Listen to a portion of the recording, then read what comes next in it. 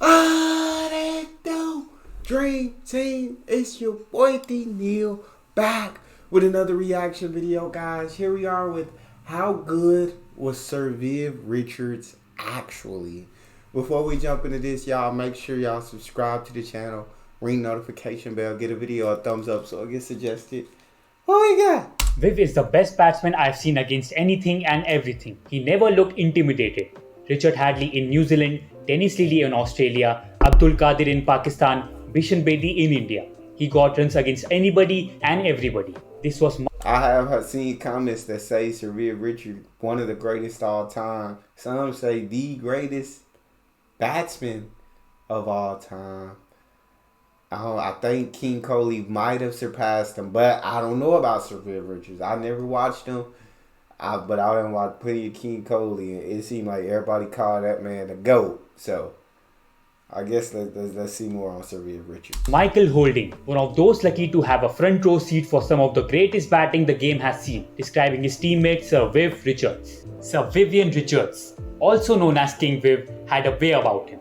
Even when he was just walking around the crease, he was a batsman like no other. His batting style was described as swagger by many. The swagger was not just in his walk to the crease that was so majestic and instilled fear in the minds of the opposition players, but in his batting too. Sir Isaac Vivian Richards still remains the most feared batsman in the history of the game. During the time when the boundaries were big and bats were small and thin, Sir Viv smacked them higher and longer than anyone does, with all possible factors going in their favour. Surely you have heard your parents or grandparents say Viv is the greatest. Surely you have heard that uncle or aunt of yours scoff at you when you admire Virat Kohli, Chris Gayle or AB de Villiers. Kid, have you ever seen Richards bat? Well, there is a reason for that. So today, we dive into the legacy of one of the greatest batsmen the sport has ever seen, Sir Vivian Richards. Let's do it. Vivian Richards' journey began in the sunny Caribbean island of Antigua. Growing up in a small village, cricket became his passion from an early age. With limited resources, he honed his skills on dusty streets, playing with improvised bats and balls. But did you know, he was equally good at football, having represented Antigua in the qualifying matches for the 1974 World Cup. Thankfully, due to his father, Richards' focus turned to cricket. In November 1974, Richards made his test debut against India in Bangalore, falling to Bhagwat Chandrasekhar for 4 and 3. Surprisingly though, the selectors dropped Chandra for the next test, and this was the match where Richards showed the world that he was not some ordinary player. He slammed 192 not out, and as a result, West Indies won the match. 192 not out is insane. By an innings and 17 runs. Hey, by the way, I work really hard on these videos and I would really appreciate if you just like the video and subscribe to my channel. It was in 1976 when he actually established himself as one of the best and most feared players in the world. In 1976 at home against India, Viv came into his own, scoring 3 centuries at an average of 92.5. His 142 at Barbados and 177 at Trinidad destroyed the Indian spinners like no batsman has ever done before. The 1976 tour of England saw Viv Richards traversing realms in batting domination in regions of the sublime. No West Indies batsman, be it George Headley, Everton Weekes or Gary Sobers, was as majestic as Viv. In many ways, Viv was like a medley of all those greats. His figures were staggering, compiling 829 runs at an average of 118.42 with 3 centuries. But more than the records, it was the effortless ease with which he batted. In 1976, he aggregated a record 1710 runs for a calendar year at an average of 90 runs with 7 centuries. This record was unbeaten for around 3 decades after that, until Mohammad Yusuf broke it in 2006. Now this man, Sir Viv Richards, is an absolute monster, dog. He's a terror.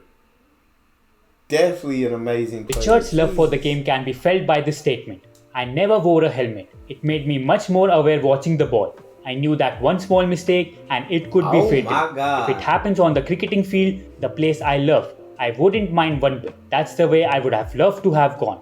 The crowd of the 70s and 80s demanded nothing but entertainment from Richards. And he served, with a batting average of 50 plus and over 8,000 plus test runs, at an impressive average of 50.23 and 24 centuries and 45 half centuries in test cricket. Richards was like a storm in the field. In one-day internationals, Richards scored 6,721 runs in 187 matches at an outstanding average of 47 and had a strike rate of 90 plus when he retired, a feat which wasn't too easy in those days. Richard Hadley, one of the greatest pacers the game has ever seen, right? But does Richards care?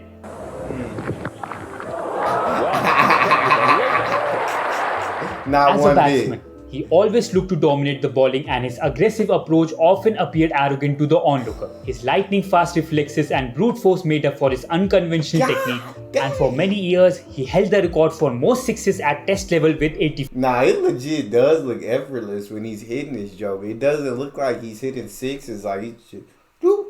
And they're going out of the park, dog. Gosh. There were several times when he proved to be the deciding factor, as in the final of the 1979 World Cup, where he scored a century to secure the win for his nation. However, the ODI match on May 31st, 1984 against England is unforgettable. To this day, that day is remembered as one of the greatest ODI innings ever.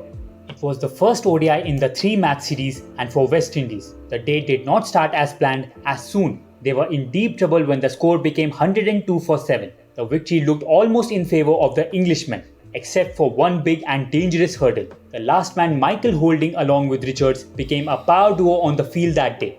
They scored 106 runs, with Richards scoring 93 of that, which helped the team to finish at a massive 272 runs in 55 overs. Richards, in his innings, scored an astonishing record of 189 runs in 170 balls, including 21 fours and 5 sixes. West Indies won the match by 102 runs and the series by 2-1. When he took over as captain of the West Indies from Clive Lloyd in 1980, he proceeded to lead the team through the most successful era at Test level. He captained them to 27 wins in 50 tests between 1980 and 1991, while also maintaining his reputation as the world's best batsman over the same period. Under his captaincy, West Indies never lost even a single series, making him the only West Indies captain to never lose a test series. In 1986, he scored a sensational 110 against England in Antigua, reaching his 100 of only 56 balls, then the fastest ever century in Test cricket. This record stood for 30 years until it was broken in 2016. By the end of his glorious ODI career, Richards had made 3 150 plus scores and won 31 Player of the Match awards in just 187 matches. Every now and then someone asks the question, how will Viv Richards perform in the T20 era?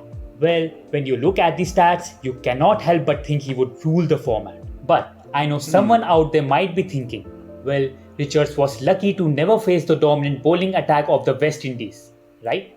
Then allow Michael Holding to answer that. He destroyed a lot of bowlers in the Caribbean. He didn't play against the West Indies bowlers internationally, but he played against us domestically, and he got runs against each team.